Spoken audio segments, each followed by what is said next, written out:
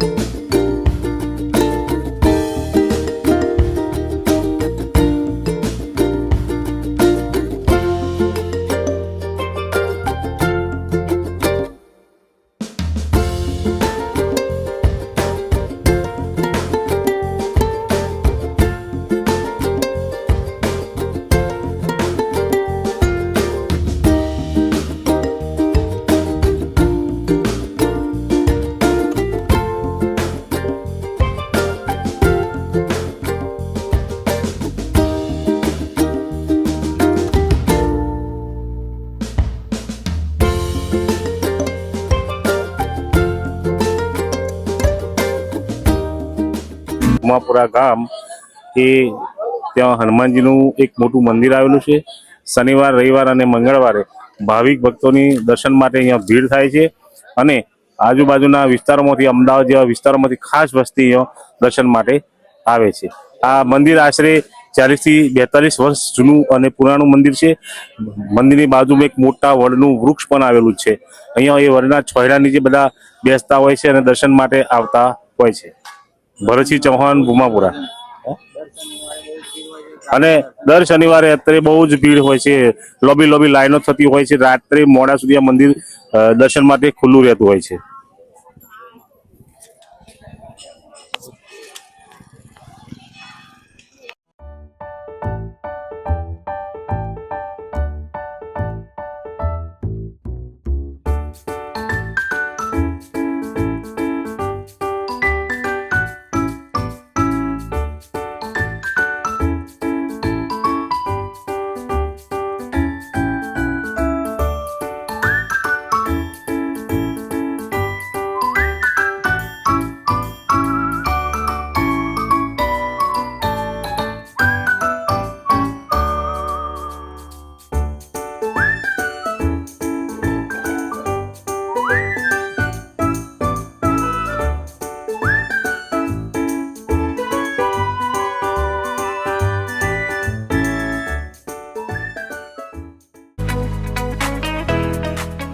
કાકાને પૂછું છું કેટલા વર્ષ જૂનું છે દાદાનું મંદિર?